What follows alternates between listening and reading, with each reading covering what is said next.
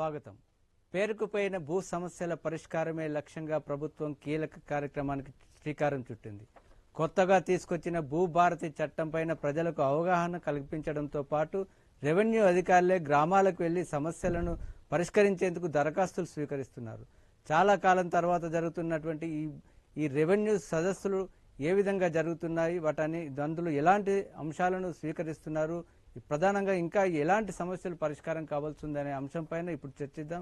ప్రభుత్వం మాత్రం ఆగస్టు 15 నాటికి రాష్ట్రంలో ప్రధానమైన భూ సమస్యలన్నిటికీ శాశ్వతంగా పరిష్కారం చూపిస్తామని చెప్తుంది. ఈరోజు ప్రతిధ్వనిలో చర్చలో పాల్గొనడానికి సురేష్ పొద్దార్ గారు, విశ్రాంత జాయింట్ కలెక్టర్, అదేవిధంగా బండారు రామ్మోహన్ రావు గారు, ప్రముఖ న్యాయవాది, భూ వ్యవహారాల నిపుణులు మనతో ఉన్నారు. సార్, అంటే ప్రధానంగా సురేష్ గారు, రాష్ట్ర వ్యాప్తంగా ఇప్పుడు రెవెన్యూ సదస్సులు జరుగుతున్నాయి. ఈ సదస్సుల యొక్క ప్రధానమైన ఉద్దేశం ఏంటి, లక్ష్యం ఏంటి? ఈ సదస్సులు అంటే ఇప్పటికే పైలట్ ప్రాజెక్టులుగా కొన్ని మండలాల్లో జరిగాయి కాబట్టి అక్కడ ఎలాంటి ఫలితాలు కనిపిస్తున్నాయి సార్? అంటే రెవెన్యూ సదస్సులు నిర్వహించడానికి కారణం ఏంటంటే, గత ప్రభుత్వం తెచ్చినటువంటి ధర్నీలో అనేక అవకతవకలు జరిగాయి. రైతుల ప్రమేయం లేకుండానే రికార్డులన్నీ తారుమారు చేయడం, అనేక ఇష్యూస్ని వాళ్ళలో ఇరుకబడడం, అసలు వాళ్ళ ప్రమేయం లేకుండానే నిజంగా సెటిల్ అయిన ఇష్యూస్ని అన్సెటిల్ చేశారు ధర్నీలో. ఆ ధర్నీ రాకముందు ఎల్ఆర్యూపీ అని చెప్పి భూ ప్రక్షాళన అన్న పేరుతో రికార్డును సరి చేశారు. అందులో ఒక 70 to 80% సరి అయ్యి మిగతా ఆటోమేటిక్గా కొన్ని పార్ట్ బి కేసెస్లో, అంటే సివిల్ కేసు అనుకోండి, ఏదో రకంగా కొన్ని సమస్యలు ఉన్నాయి. వివాదాస్పద భూములు ఒక 20-30 ఉంటాయి. వివాదాస్పద భూములు లేని మాత్రం 70% వరకు ఉన్నాయి. అంటే ఆ ధర్నీలోకి ఎప్పుడైతే ఎల్ఆర్యూపీని ధర్నీలోకి అప్లోడ్ చేసినప్పుడు ఏ అధికారి కూడా దాన్ని పట్టించుకోలే, అసలు సరిగా చేశారా లేదా. దానివల్ల అనేక అవకతవకలు జరిగినాయి. దాంతోపాటు దాన్ని సరి చేయడానికి ఒక ధర్నీ అధ్యయన కమిటీ అనే పేరుతో కూడా 5 మెంబర్లు, సీనియర్ ఐఏఎస్ ఆఫీసర్ను, సీనియర్ ఆఫీసర్ను, ఒక న్యాయ నిపుణుడు, ఒక కోదండరెడ్డి గారిని ఆ అధ్యయనంలో అసలు ఆ ధర్నీలో ఏమైనటువంటి మార్పులు చేయడానికి, అంటే సరి చేయడానికి, సూచనలు చేయడానికి ఒక అధ్యయన కమిటీని ఏర్పాటు చేశారు. దాని ప్రకారం అంతేకాకుండా ఈ ధర్నీలోని మార్పులు చేయడానికి, అంతకుముందు ధర్నీలో మార్పులు చేయడానికి కలెక్టర్లకు ఎక్కువ అధికారం ఇచ్చారు. దానివల్ల వాళ్ళు కాన్సన్ట్రేట్ చేయకపోవడము, కేసెస్ ఎక్కువైనా కొద్దీ దాన్ని రిజెక్ట్ చేయడం, వితౌట్ ఎనీ రీజన్స్ చేయడం. అందుకని ఈ కొత్త గవర్నమెంట్ రాకముందు వాళ్ళ వాగ్దానంలో ధర్నీ తెచ్చిన రికార్డు అంతా కూడా మేము బంగాళాఖాతంలో పడేసి కొత్త చట్టాన్ని అన్ని సమస్యలు, ధర్నీలో ఉన్నటువంటి అన్ని సమస్యలకి పరిష్కారం చూపే విధంగా ఒక అధ్యయనం చేశాము 18 రాష్ట్రాలను తిరిగి అని చెప్పి మన ప్రకటనలో చూస్తున్నాం. దాని ప్రకారం చట్టం తయారు చేశారు. కొత్తగా ఏంటంటే ఏ చట్టం తీసుకొచ్చినా డైరెక్ట్ అసెంబ్లీలో తీసుకుపోతారు. కానీ ఇక్కడ ఈ ప్రభుత్వం మాత్రం పబ్లిక్ డొమినియన్లో పెట్టి అందరి నుంచి సజెషన్ తీసుకున్నాక నిబంధనలు తయారు చేశారు. కాకపోతే నాకున్న పరిజ్ఞానం బట్టి, నాకున్న నాలెడ్జ్ బట్టి, ఈ ఏదైతే అధ్యయన కమిటీ ఉందో ఆ అధ్యయన కమిటీ మెంబర్స్ అందరి అంగీకారంతో రూల్స్ నిబంధనలు నిబంధించారా అనేటువంటిది నాకు కొద్దిగా అనుమానం. ఏదో ఇంకో ఇద్దరిని న్యాయ నిపుణుడు అని చెప్పి 18 రాష్ట్రాలు తిరిగని చెప్పి. కాకపోతే మన దగ్గర ఆల్రెడీ ఒక 1971 ROR యాక్ట్ 89 రూల్స్, అది చాలా బ్రహ్మాండంగా ఉంది. ఎంత ఎగ్జాక్ట్ ఉందంటే అంత ఎగ్జాక్ట్. కాకపోతే అది మాన్యువల్ గా ఉంది. దాన్ని సాంకేతిక పరంగా తీసుకొచ్చుంటే భూభారతి చట్టాన్ని తీసుకురావాల్సిన అవసరం ఉండకపోవచ్చేమో. ముఖ్యమైన విషయాలపైన ముందు చర్చిద్దాం సార్. ఓకే, రామ్మోహన్ రావు గారు, అంటే ఇప్పటికే ఈ ప్రధానంగా ఇప్పుడు చర్చ ఈ రెవెన్యూ సదస్సులపైన. రెవెన్యూ సదస్సులు ఇప్పటికే పైలట్ ప్రాజెక్టు జరిగాయి. మొదట 4 జిల్లాల్లో 4 మండలాలు, ఆ తర్వాత మిగతా 28 జిల్లాల్లో 28 మండలాల్లో చేశారు. దాదాపు సుమారు 55,000 దరఖాస్తులు వచ్చాయని ప్రభుత్వం చెప్పింది. అయితే ఆ దరఖాస్తుల ప్రకారం ఎక్కువగా ఎలాంటివి వచ్చాయి, వాటిని ఏ విధంగా పరిష్కరించినట్టుగా కనిపిస్తుంది? చారి గారు, మీకు అట్లాగే సురేష్ పొద్దార్ గారికి, ఈటీవీ ప్రేక్షకులకు నమస్కారం. ఈ సమస్య ఇక్కడ మనం ఏదైతే ప్రశ్న అక్కడికే పరిమితం అవుతాం. గ్రామ సదస్సులు, భూ సదస్సులు జరుగుతున్నాయి కదా, దాంట్లో ఏం జరుగుతుంది? నేను ఉదయం నుంచి 4-5 గ్రామాల జరుగుతున్న దాన్ని తెలుసుకున్నాను. నేను స్వయంగా ఒక గ్రామ సభకు కూడా హాజరయ్యాను. ఏమీ జరగడం లేదు అంటున్నాను. కేవలం వాళ్ళందరూ భూభారతి చట్టం గురించి కొంత వివరణిస్తున్నారు. అది కూడా అసమగ్రంగా ఉంటుంది. ఎంఆర్ఓ గానీ, లేకుంటే తహసీల్దార్ గానీ, డిప్యూటీ తహసీల్దార్ దానికి బృందానికి నాయకత్వం వహిస్తున్నారు. చాలా గ్రామాల్లో, అంటే మొన్నటి 3 జూన్ నుంచి 20 జూన్ దాకా ప్రోగ్రాం పెట్టారు. కొన్ని ఏమో తక్కువ మండలాలు తక్కువ విలువ వేస్తుంటే 2 బృందాలకు వెళ్ళిపోయి చేస్తున్నారు. 4 వెళ్తున్నారు ప్రతి గ్రామ సభకు. అక్కడ వాళ్ళు ఏమంటున్నారంటే మొదలు భూభారతి గురించి ప్రచారం చేయమంటున్నారు. ఒక రకంగా చెప్పాలంటే ధరణి అధ్వానంగా ఉంది భూభారతి అనే దాని మీద వాళ్ళు వివరణ కరెక్ట్ ధరణిలో ఏముంది భూభారతిలో ఏముంది చెప్పలేకపోతున్నారు. నెంబర్ 1. రెండోది ఏంటంటే దరఖాస్తుల స్వీకరణ. ఇప్పుడు కూడా ఏం చేస్తున్నారు, సాదా బైనామాల దరఖాస్తులు తీసుకుంటున్నారు. కానీ ప్రభుత్వం రూల్ ఏం పెట్టింది, మొన్న 2020 అక్టోబర్ 1 నాటికి దరఖాస్తులు ఏవైతే సాదా బైనామాల మీద పెట్టారో అది మాత్రమే పనికొస్తే, కొత్తగా దరఖాస్తులు ఇవ్వడానికి వీల్లేదు, పరిశీలించడానికి వీల్లేదని ప్రభుత్వం అంటుంది. కానీ ఇప్పుడేమో కొత్తగా దరఖాస్తులు తీసుకుంటారు. మనకు సురేష్ గారు అనడానికి ఏకీవిస్తే ఏమంటున్నారంటే, గతంలో ధరణిలో కావాలని ఉద్దేశంగా చేయలే, ఏ రికార్డు ఉందో అదే ఎక్కించాం. గతంలో తప్పులుంటే తప్పేమి, అద్దంలో మనం ముఖం చూసుకున్నట్టు. గతంలో ఏమైందంటే ఏదైతే ఆన్లైన్ పాస్బుక్ ఆన్లైన్ పహనీలు వచ్చినాయో అందులో ఏదైతే ఉన్నదో అదే ధరణిలోకి ఎక్కింది. ఉదాహరణకు ఒక మాట చెప్తాను. గతంలో చాలా మంది భూములు అమ్ముకున్న వాళ్ళు ఉన్నారు, కానీ పట్టేదారు పేరు నమోదై అట్లా ఉంది, వాళ్ళు ప్రొమోటేషన్ చేసుకోకపోవడం ఏమైంది, ధరణిలో అదే రికార్డు వచ్చేసింది, అమ్ముకున్న వాళ్ళ పేరే వస్తుంది. అట్లా ప్రొహిబిషన్ లిస్ట్ లో ఉన్నవి. ఇట్లా ఏంటి అంటే 4-5 పొరపాట్లు చాలా పెద్దవి ఉన్నాయి అందరు ధరణిలో. ఇవాళ కొత్తగా భూభారతి తెచ్చిన దానిలో ఏమీ పొరపాటు లేదు. నా పాస్బుక్ మీకు చూపించమని చూపిస్తాను. గతంలో ధరణిలో ఏముందో ఈ భూభారతిలో కూడా, అంటే కొత్త సీసాలో పాత సారా పోసింది. ఏ మాత్రం సంస్కరణ చేయలేదు. ఇక్కడ అసలు సంస్కరణ విడిచిపెట్టి నేల విడిచి సాము చేస్తున్నారు ఆ కమిటీ గాని ఇవన్నీ కూడా. ప్రజల్లో ఏముంటది, ప్రజలకు ఏముంటది, నా సమస్య తీరాలని ఉంటది. కానీ అసెంబ్లీలో చట్టం చేసే ముందు భూభారతి అనే దాన్ని మార్చడానికి కారణం ఏమిటి చెప్పి, భూభారతిలో ధరణిలో లేని విషయాలు ఏమున్నాయో చెప్పాలి. మాడ్యూల్స్ కొన్ని మార్చారు, ఒప్పుకుంటాను నేను. కొన్ని మాడ్యూల్స్ కొన్ని లేకుండే, కొన్ని గతంలో 33 మాడ్యూల్స్ ఉండి దాన్ని 6 తగ్గించారు. ఇది మంచిదే సంస్కరణ.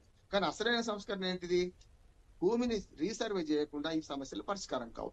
భూమి క్షేత్రస్థాయిలో ఏం జరుగుతుందో తెలుసుకోకుండా సమస్యలు పరిష్కారం కావు. ఇప్పటికీ మొటేషన్ కాకుండా చాలా మంది వారసత్వంగా కానీ భూమి కొన్న మొటేషన్ లేదు, జవాబు అయితే ఎప్పుడో రద్దు అయిపోయింది. ఇవన్నీ పరిష్కరించుకోకుండా కేవలం ధరణి అనే పేరు మీద భూభారతి వీళ్ళ కొత్త పేరు పెట్టుకున్నారు తప్ప ఇంకోటి ఏం లేదు. ఆ ధరణిలో ఏవైతే ఉన్నాయో ఇప్పుడు భూభారతి వచ్చిన తర్వాత కూడా అవే రికార్డులు ఇందులో రిఫ్లెక్ట్ అయినాయి. మరి పాతదే కదా, అందుకని దాన్ని గ్రామ సభలలో పరిష్కారం జరగవని ఉంటున్నాను నేను. గ్రామ సభలలో ఏదైతే వాళ్ళ పరిధిని మించిన అంశం అని నేను అంటున్నాను.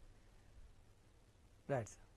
ఓకే సురేష్ గారు, అంటే ప్రధానంగా ఇందులో ఇప్పటికే 55,000 పైలట్ ప్రాజెక్టులోనే 55,000 దరఖాస్తులు వచ్చాయి. ఇంకా రాష్ట్ర వ్యాప్తంగా ఈ నెల 25వ తేదీ వరకు అంటే చాలా భారీ సంఖ్యలో ఇంకా సమస్యలు ఫిర్యాదులు వచ్చే అవకాశం కనిపిస్తుంది. అంటే ఇప్పటికీ ఇంకా ఎక్కువగా ఎలాంటి సమస్యలు క్షేత్రస్థాయిలో కనిపిస్తున్నాయి, వాటికి ఈ భూభారతి ఏ విధంగా పరిష్కారం చూపనుంది? అంటే నేను ఈ విషయంలో ఒక భూభారతి చట్టం ప్రకారము సెక్షన్ 4 ప్రకారం అయితే నిబంధనలో భూ రికార్డులు మేము time to time recording authority time to time records తయారు చేస్తారని చెప్పుకుంటూ సబ్సెక్షన్ 4 లో whatever record prepared under Dharani ఈ deem to prepared under Bhubharati అన్నారు. ఇందాక సార్ చెప్పినట్టే అసలు ధర్నీతో నుంచి భూభారతికి మార్చారు తప్పితే ఆ అంటే ఒక రకంగా ధర్నీలో జరిగిన అవకతవకలన్నిటినీ కూడా మళ్ళా భూభారతిలో కనపడుతున్నాయి. అన్ని కూడా వాటిని ముందు ప్రక్షాళన చేయాల్సి ఉండే. వాటిని ప్రక్షాళన చేసిన తర్వాత వాటిని డిస్ప్లే చేసి వాటిని ప్రక్షాళన చేసిన తర్వాత అప్పుడు మీరు గ్రామ సభలో రెవెన్యూ సదస్సులో వెళ్తే దానికి ప్రతిఫలం ఉంటుంది. ఇప్పుడు నేను కూడా ఎంక్వైరీ చేశాను. చాలా మటుకు అసలు ఇందాక సార్ అన్నట్టే ఎక్కువ సాదా బైనామాలు ఉన్నాయి. అదేవిధంగా ఎప్పుడైతే ఈ ఇష్యూస్ ఉన్నాయో ధరణిలోని ఇష్యూస్కి వాటికి ఇంతవరకు ఎటువంటి మార్గదర్శకాలు చేయకుండా ఆల్రెడీ ధరణిలో పెండింగ్లో ఉన్న కేసులు భూభారతిలోకి వచ్చాయి. వాటిని పరిష్కరించకుండా మళ్ళా కొత్తగా ఇన్వైట్ చేస్తున్నారు. అది కొద్దిగా ఎంప్రాసింగ్ పొజిషనే ఉంటుంది జనాలకి. ఎందుకంటే జనాలు ఒక రకంగా మభ్య పెట్టడమేమో నా అనుమానం. ఆల్రెడీ కలెక్టర్ దాంట్లో అడిషనల్ కలెక్టర్ లాగిన్లో చాలా ఉన్నాయి. వాటిని సిద్ధశుద్ధిగా నిజంగా పొంగులేటి సుధాకర్ రెడ్డి రెవెన్యూ మినిస్టర్ గారు చెప్పారు, మానవతా దృష్టిలో పెట్టుకొని కలెక్టర్లు పరిష్కారం చేయాలి. ఆ మానవతా దృష్టిలో పెట్టుకొని చేసి ఉంటే నిజంగా ఈ సదస్సులు చేయాల్సిన అవసరం ఉండకపోవచ్చేమో. చాలా మటుకు ఇంకా పెండింగ్ ఉన్నాయి కొన్ని జిల్లాల్లో. నేను ఒకటే ఉదాహరణ చెప్తాను. అందువల్ల ఒక భార్య పేరు భర్త పేరు స్పెల్లింగ్ తప్పుపడింది.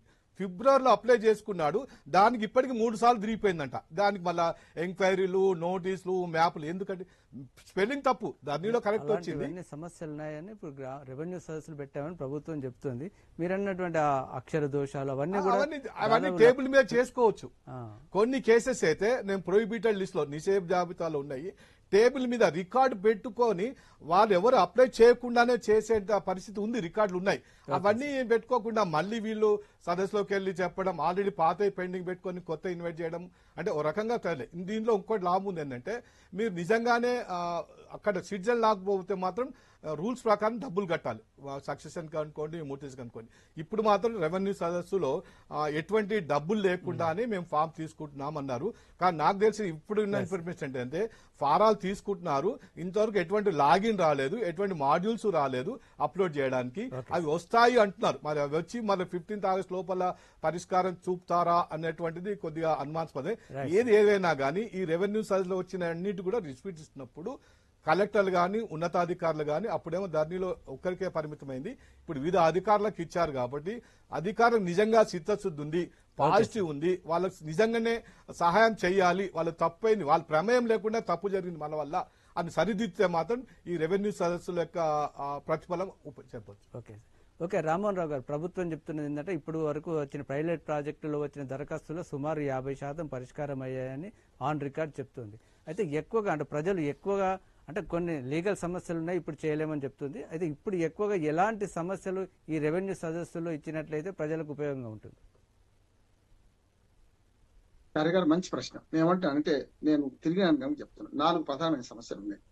ఒకటి, పాత పట్టేదారులు అమ్ముకున్న భూమి వీళ్ళకి మొటేషన్ కాలేదు. ఇప్పటికీ ధరణిలో ఏదైతే వచ్చిందో భూభారతి అదే వస్తుంది. వీళ్ళు మళ్ళీ దరఖాస్తు పెట్టుకుంటే ఏం చేస్తారు? 7 ఏళ్ల నుంచి అదే నాంతుంది కదా.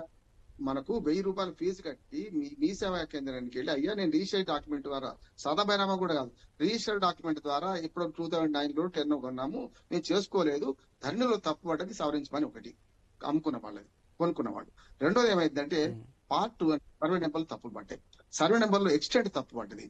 ప్రొహిబిషన్ లిస్ట్ లో ఎట్లా చేశారంటే చారి గారు, మనకు ఒక గుంట కూడా, ఒక తెలంగాణలో గట్ నెంబర్స్ 500-400 ఎకరాలు ఉంటే 3 గుంటలు కూడా ఉంటది. వాళ్ళు ఏం చేశారంటే ఏదైనా కాలువనో ప్రభుత్వం సేకరించిన భూమి ఉంటది కదా, ఆ సర్వే నెంబర్ లో ఒక్క గుంట సేకరించిన మొత్తం సర్వే నెంబర్ ప్రొహిబిషన్ లిస్ట్ లో పెట్టారు. ఇప్పుడు ఏమైతుంది? ప్రొహిబిషన్ లిస్ట్ తీసేయమంటే తీసేస్తలేదు, అదొకటి ఉన్నది. ఎక్స్టెంట్స్ తప్పు పడ్డది, సర్వే నెంబర్ తప్పు పడ్డది, ఇంతకుముందు సురేష్ గారు చెప్పినట్టు పేర్లలో స్పెల్లింగ్ తప్పు పడ్డది. ఇట్లాంటివన్నీ చిన్న చిన్న పొరపాటు చాలా పెద్ద ఎత్తున ఉన్నాయి. మొటేషన్ కానివి చాలా ఉన్నాయి. సాదా బైనామా ఇంకో సమస్య. ఇప్పుడు ఏమవుతుందంటే మా పేరు మీదకి మార్చండి, మాకు రిజిస్ట్రేషన్ డాక్యుమెంట్ అని పెట్టుకున్న 4 దరఖాస్తులు అటే పోయింది అని కొందరు అంటున్నారు. ఎక్స్టెంట్ ఏమో 2 ఎకరాలు ఉంటే 002 పడ్డది, 2 గుంటలు పడ్డది. 2 ఎకరాలు పొజిషన్ లో ఉన్నారు.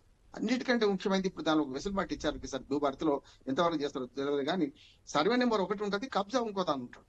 ఒరిజినల్ గా వాళ్ళు కబ్జా ఉన్న సర్వే నెంబర్ వేరే ఉన్నది, కానీ రికార్డులలో సర్వే నెంబర్ వేరుగానే మొదలైంది. దాంతో ఇటువంటి సమస్యలు దీన్ని దరఖాస్తు పెట్టుకోమని కొత్తగా చెప్తున్నారు. కనుక స్పష్టంగా ఏమంటే ఎంఆర్ఓలకు కానీ ఎవరైతే గ్రామ సభలు పోతున్నారో వాళ్లకు భూభారతి మీద స్పష్టమైన అవగాహన లేదు, కల్పించాల్సిన అవసరం ప్రభుత్వం మీద ఉన్నది. వాళ్ళు అరకొర చెప్పేస్తున్నారు, మేమేం చేస్తామని కట్టకట్టుకుని పోతామంటున్నారు. ఈ మాట చెప్పండి, ప్రజలకు అర్థమయ్యే భాషలో చెప్పాలి. వాళ్ళు ఏం చేస్తున్నారంటే గతంలోనూ మాన్యువల్ అప్లికేషన్లు చాలా తీసుకున్నారు నేను చెప్పిన అన్ని సమస్యలకు, కానీ ఏ సమస్య పరిష్కారం. ఒకవేళ మీ సేవా కేంద్రంలో మనం ఫీజు కట్టి చేసుకుంటే అది కొంతవరకు లీగాలిటీ ఉంటది. ఇప్పుడు ఈ దరఖాస్తు ఎవరు తీసుకుపోతుండ్రు, ఎక్కడ పోతుంది, ఎవరు స్క్రూటినీ చేస్తారు, ఎవరు ఇంప్లిమెంట్ చేస్తారు, ఎక్కడ ఈ భూభారతి చట్టంలో లేదు. చట్టం ఏంది కొత్తది ఏం లేదు, కొత్త సీసాలు పాత సారపోయడమే రికార్డు రిఫ్లెక్ట్ అవుతున్నాయి. కనుక దాని మీద ప్రభుత్వం స్పష్టత. ఓకే సురేష్ గారు, ఈ రెవెన్యూ సదస్సుల లక్ష్యాల్లో ప్రధానంగా మరొకటి ఏంటంటే కొత్తగా తీసుకొచ్చిన భూభారతి చట్టం పైన ప్రజల్లో ఒక విస్తృతమైన అవగాహన చైతన్యం తీసుకురావాలనేది ప్రభుత్వ లక్ష్యం. అయితే ప్రధానంగా అంటే గతంలో ఉన్నటువంటి ధరణిలో అనేక సమస్యలు ఉన్నాయని కొత్త చట్టం తీసుకొచ్చారు. అయితే అందులో ఉన్నటువంటి తేడా ఏంటి సార్? ప్రధానంగా క్లుప్తంగా చెప్పాలంటే ప్రధానంగా ఉన్నటువంటి తేడా ఏంటి సార్? యాక్చువల్గా ధరణితో కంపేర్ చేస్తే భూభారతి చట్టం యొక్క నిబంధన కానీ యాక్ట్ కానీ రూల్స్ కానీ చాలా బాగున్నాయి. కాకపోతే అంతకుముందే మనకు ధరణి రాకముందు ఓల్డ్ యాక్ట్ 89 రూల్స్ లో అన్ని ఉన్నాయి. ఆల్మోస్ట్ అలా అన్ని 90% వరకు భూభారతిలో తీసుకున్నారు. ఉదాహరణకి ఫౌతి ఉంది, ఫౌతిలో మేము గ్రామసభ కండక్ట్ చేసి 15 రోజులు ఆబ్జెక్షన్ చేసిన తర్వాతనే సక్సెషన్ గ్రాంట్ చేసేవాళ్ళం, అది ఫ్రీగా చేశాం. అదేవిధంగా మ్యూటేషన్స్ కూడా మేము ఆబ్జెక్షన్ కాల్ఫర్ చేశాం. అదేవిధంగా సాదా బైనామా కూడా అందులో ఉంది. కాకపోతే రికార్డింగ్ అథారిటీగా తహసీల్దార్కు ఉంది. అదేవిధంగా అప్పీల్ ప్రొసీడింగ్లో ఉంది. ఇప్పుడు ఇందులో కూడా భూభారతిలో కూడా అన్ని 89 రూల్స్ అన్ని ఉన్నాయి. కొత్తగా పెట్టింది ఏంటంటే ఒకటి భూదార్ అని ఒకటి పెట్టింది, తర్వాత ఒక ట్రిబ్యునల్ అన్నారు. మరి ట్రిబ్యునల్ అన్నారు, ఇంతవరకు ట్రిబ్యునల్ గురించి ఏం మాట్లాడలేదు, అదొకటి ఉంది. అదేవిధంగా ఆ అప్పీల్ ప్రొసీజర్ ఏ విధంగా 89 ఇందులో కూడా ఉంది.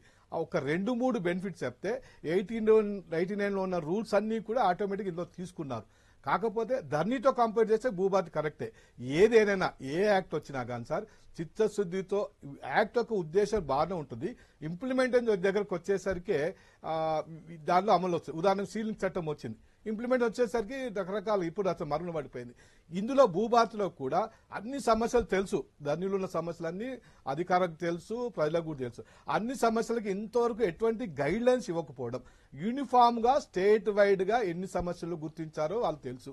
ఆ యూనిఫామ్ గా ఉన్న సమస్యలన్నిటి కూడా యూనిఫామ్ గా స్టేట్ వైడ్ గా గైడ్ లైన్స్ ఇస్తూ, అదేవిధంగా అధికారులకు కూడా ఒక రకంగా సార్ రామ్మోహన్ గారు చెప్పినట్టు శిక్షణ ఇచ్చి అమలు చేస్తే నెగిటివ్ డిస్పోజల్ అంటున్నారు సార్.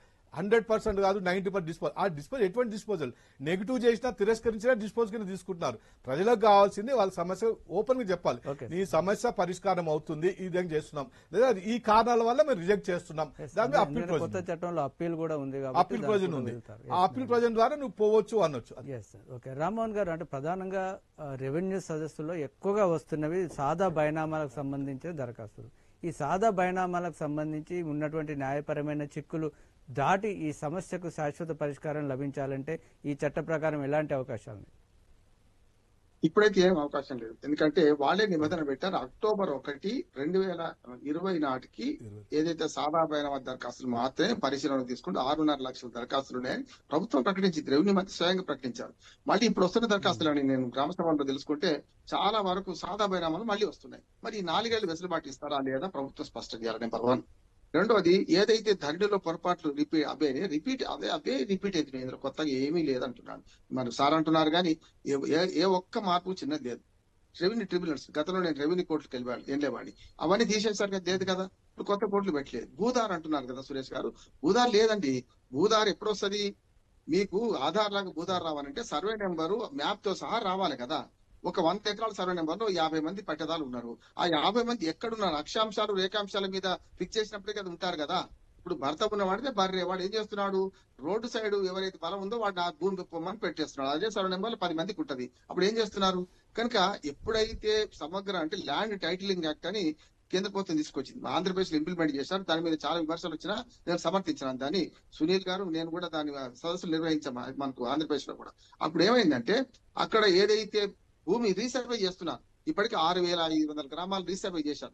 సమస్యలు వస్తే కాదంటలేదు, కానీ అక్షాంశాలు రేఖాంశాల వరకు ఫిక్స్ చేసి కోఆర్డినేట్స్ పెట్టి చేస్తే, గతంలో కేసీఆర్ గారు కూడా అదే అన్నారు, చేస్తలేరు. అది కూడా రెవెన్యూ సంస్కరణ, అరకొర సంస్కరణ వల్ల వస్తున్న సమస్యలు ఇవన్నీ కూడా ఇప్పుడు కొత్తగా. రామ్మోహన్ రావు గారు, అంటే ప్రభుత్వం కూడా ప్రయత్నం చేస్తుంది, కొత్తగా సర్వేలను నియమిస్తుంది రాష్ట్ర వ్యాప్తంగా. అంటే ఇప్పుడు కొత్తగా రిజిస్ట్రేషన్ చేసుకున్న వాళ్ళు మ్యాప్ కూడా పెట్టాలంటున్నారు. అదేవిధంగా 413 గ్రామాల్లో నక్షాలు తయారు చేస్తున్నారు. వీటన్నిటి వల్ల మీరంటున్న ఆ సమస్య పరిష్కారం కాదా? కాదు చెప్తాను. బేసిక్ గా భూమి రీసర్వే, ల్యాండ్ టైటిలింగ్ యాక్ట్ ను ఇంప్లిమెంట్ చేస్తూ భూమి రికార్డులలో ఎట్లా ఉందో, భూమి మన పాస్బుక్ లో మన చేతులు ఉంటే లాభం లేదు, మన భూమి స్వాధీనంలో ఉండాలి కదా. ఈ రెండు వేరువేరుగా ఉన్నాయి. గతంలో ఏవైతే భూములు పాత పట్టదారుల మీద వచ్చి వాళ్ళు అమ్మేసుకున్నారు, ఇప్పుడు కొత్తగా వీళ్ళు దరఖాస్తు పెట్టుకుంటే ఎవరి నుంచి రికవరీ చేస్తారు భూములు? అట్లాగే ప్రొవిషన్ లిస్ట్ లో తీసేసేవి చాలా ఉన్నాయి, ఎవరి నుంచి తీస్తారు? మన పట్టేదారు మొటేషన్ ఉన్నది, తండ్రి చచ్చిపోతే కొడుకులకు మొటేషన్ కావాలి, ఇంతవరకు పెద్ద కొడుకు పెరిగింది అయింది. ఇవన్నీ కావాలంటే గ్రామ స్థాయిలో పూర్తిగా ల్యాండ్ టైటిలింగ్ యాక్ట్ ని అమలు చేసుకుంటూ మళ్ళీ రీసర్వే చేసి, నిజాం కాలంలో జరిగింది, మళ్ళీ ఇప్పటిదాకా జరగలేదు, రీసర్వే చేసి కొత్తగా సర్వే నెంబర్లు ఇచ్చి ఎవరు ఏ పొజిషన్ లో ఉందో ఆ సర్వే నెంబర్ కొత్తగా ఇచ్చి వాళ్ళ పేరు మీద మొటేషన్ చేసి కొత్తగా పాస్బుక్లు ఇచ్చి అప్పుడు భూదార్ వస్తుంది. అప్పటిదాకా భూదార్ రాదు. అందుకని ఏం చేస్తున్నారంటే మసిబూసి మారడికాయ చేస్తున్నారు. రాజకీయ వివాదాన్ని కాస్త ఆ ధరణి బంగాళాఖాతం పడేసే ధరణి పేరు మీద భూభారతి అనే మాట. ఈ భూభారతి కొత్తది కాదు, మన సురేష్ గారి బాధ్యత. గతంలో శాంతకుమార్ గారు సిఎస్ ఉన్నప్పుడు మేమందరం నిజామాబాద్ జిల్లాలో పైలట్ ప్రాజెక్ట్ చేశాం. పైలట్ ప్రాజెక్ట్ లో అప్పుడు ల్యాండ్ సమగ్ర సర్వే అని ఇంగ్లీష్ లో పెద్ద వాక్యం ఉంటే దాన్ని తీసేసి భూభారతి అని కాంగ్రెస్ గవర్నమెంట్ లో అప్పుడే 20 ఏళ్ల క్రితం పెట్టిండ్రు. అది ఇవాళ ఆ పేరు తీసుకున్నారు తప్ప పేరు మారింది కానీ భూముల రికార్డులో ఒక్క అక్షరం కూడా మారలేదు. అది మారకుండా సమస్యలు పరిష్కారం.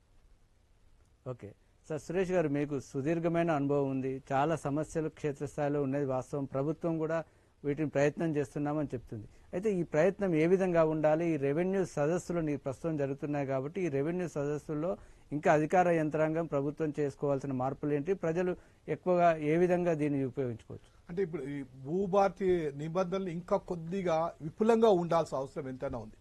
అంటే ప్రతి సమస్యకి పరిష్కార విధంగా గైడ్ లైన్స్ అవసరం పడితే నిబంధనలు మార్పు చేస్తూ కూడా కొత్తగా అంటే ఇప్పుడు ముఖ్యంగా వీళ్ళు రెవెన్యూ సదస్సుల ఉద్దేశం పైలట్ ప్రాజెక్ట్ కింద ఏంటంటే ఈ భూభారతి చట్టం అమల్లో ఎటువంటి ఇబ్బందులు వస్తాయి దాని ప్రకారం మేము మార్పులు చేస్తామని చెప్పి ప్రకటనలు చేస్తా ఉన్నారు.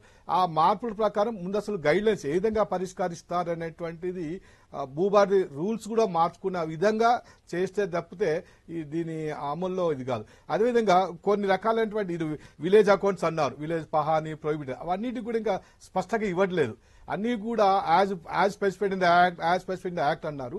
రూల్స్ కూడా సమగ్రంగా ఉండాలి. ఒకసారి 89 రూల్స్ చూస్తే ఎంత సమగ్రంగా ఉన్నాయంటే ప్రతి కలెక్టర్ రాసిన క్లారిఫికేషన్ అప్పుడున్న ఆనందరావు గారు క్లియర్ గా చెప్పారు, ఈ విధంగా ఉంటాయి, ఈ విధంగా చేయండి అని చెప్పి. ఈ రూల్స్ స్పష్టంగా ఇంకా విఫలించే అవసరం ఎంతైనా ఉంది. ఏది జరిగినా గానీ ఏదేమైనా గానీ ప్రజలకు ఉపయోగపడే విధంగా రూల్స్ ఉండాలి. అది కూడా చిత్తశుద్ధి ఉండాలి. దానికి ఒక టైం లిమిట్ కూడా పెట్టాలి. టైం లిమిట్ పెట్టకపోతే కొన్ని నెలల తరబడి కలెక్టర్ లాగిన్లో కానీ ఇప్పుడున్న నిబంధనల ప్రకారం ఒక ఎంఆర్ఓ చిన్న చిన్న మార్పులు తప్పితే అన్ని కూడా ఆర్డీఓస్కున్నాయి, కలెక్టర్స్కున్నాయి. ఇంకొక విషయం చెప్తాను, ఇందులో ఒక సమస్య విలువ ప్రకారం ఉండదు. సమస్యనే కానీ 5 లక్షలకు ఉన్నది ఒకరిది చేయాలి, ఆర్డీఓ చేయాలి, దానికంటే మించింది కలెక్టర్ చేయాలి, ఇంకా కాకపోతే సీసీఎలకు పంపాలంటే సమస్య ఒకటే అయినప్పుడు వాల్యూ ఎందుకు పెట్టారో నాకు అర్థం కావట్లేదు. కాబట్టి ఇంకా సమగ్రంగా ఈ పైలట్ ప్రాజెక్ట్ లో 60% చేశామంటున్నారు. ఏ విధంగా చేశారు చేసుకునే అవకాశం అనేది చాలా కీలకంగా ఉంది. దానివల్ల ఏ విధంగా ఉపయోగం ఉంటుంది? అప్పీల్ చేసుకునే విధానం కొత్తగా అప్పీల్ చేసేది 2 నుంచి మళ్ళీ 3 అన్నారు. సీసీఎల్ కూడా ఇచ్చారు. ఒక్కోసారి అప్పీల్లో ఒకటే first appeal, second appeal, then tribunal, again high court ఉండాలి. లేట్ ఏమవుతుందంటే ఆర్డీఓ నుంచి జేసీకి, జేసీ నుంచి ఆర్డీఓకు వాళ్ళు తీసుకునే టైం ఒకటే, శనివారం ఒకటే ఉంటుందండి. ఆ శనివారంలో సెకండ్ సాటర్డే పోద్ది. 3 శనివారాల్లో ఒక టైంలో సీఎం మినిస్టర్ అంటారు, లేకుంటే టెలికాన్ఫరెన్స్ అంటారు, ఆ కేసులు పోవు. దానికి ఒక పర్టికులర్ టైం పెట్టేసి డిస్పోజ్ చేయడం, మళ్ళీ రిటర్న్ కాకుండా అప్పీల్ ప్రొసీజర్లో ట్రిబ్యునల్ చేయాలి. ట్రిబ్యునల్ కూడా రిటైర్డ్ డిప్యూటీ కలెక్టర్ని, రిటైర్డ్ జడ్జిని పెట్టేసి నెక్స్ట్ హైకోర్టు పోవాలి. ఇక్కడ ట్రిబ్యునల్ గురించి చెప్పారు కానీ ట్రిబ్యునల్ ఏర్పాటు వరకు మళ్ళీ సీసీఎల్ వీళ్ళు యాక్ట్ ట్రిబ్యునల్, స్టేట్ మొత్తం ట్రిబ్యునల్ ఒక సీసీఎల్ ఎట్లా చేస్తారు అనేటువంటిది కొద్దిగా సందేహాస్పదమే. కాకపోతే ఏంటంటే 2 అంచెలు ఉండాలి, RDO, collector or JC, next tribunal, next high court పోవాలి. అదే కాకుండా సీసీఎల్కి మళ్ళీ సూమోటో పవర్స్ ఇచ్చారు. దాన్ని బట్టి వాళ్ళ కలెక్టర్ చేసినా కానీ ఆయన ఓన్ గా మళ్ళీ తీసుకోవచ్చు అనేది ఆ నిబంధనలు కూడా ఒకసారి ఆలోచించాల్సిన అవసరం ఉంది. అదేవిధంగా ఈ ట్రిబ్యునల్స్ లో కూడా 2 మెంబర్స్ పెట్టాలి. మెంబర్స్ పెడితేనే ఇది అవుతుంది. లేకపోతే అటు ఇటు అటే దొరుకుతుంటాయి, వాళ్ళకి టైం ఉండదు, అసలు తీసుకోరు. రెండోది దీంట్లో కొన్ని ఒకటే ఉదాహరణ చెప్తాను సార్. రెక్టిఫికేషన్ మాడ్యూల్లో నేను మొన్న నాకు ఒక జిల్లాలో వచ్చింది 94 లో అమ్మాయి అమ్మేసుకుంది, 3 ట్రాన్సాక్షన్స్ అయ్యాయి. మళ్ళీ మిస్సింగ్ క్లాస్ కింద మళ్ళీ ఆవిడ పెడితే ఆమెకు మళ్ళీ రికమెండ్ చేశారు. కాబట్టి ఒకసారి ట్రైనింగ్ ఇవ్వాల్సిందే, ఏ విధంగా చేయాలి, స్పష్టమైన గైడ్ లైన్స్ అన్ని ఇచ్చుకుంటూ వాళ్ళకి ట్రైనింగ్ ఇచ్చుకుంటూ చేస్తే మాత్రం ఒక దానితో చూస్తే మంచిది. Thank you sir, thank you చర్చలో పాల్గొన్నందుకు. ఇది భూభారతి చట్టం అమల్లో భాగంగా వాటిపైన ప్రజల్లో అవగాహన తీసుకొచ్చేందుకు చేపట్టినటువంటి ఈ రెవెన్యూ సదస్సుల ద్వారా క్షేత్రస్థాయిలో పలు సమస్యలు పరిష్కారం అవుతున్నాయి. అయితే ఇప్పటికీ ఇంకా ప్రభుత్వము, అధికార యంత్రాంగం దీన్ని మరింత పటిష్టంగా అమలు చేయాల్సిన అవసరం ఉందని నేటి నిపుణులు చెప్తున్నారు. ఇది నేటి ప్రతిధ్వని.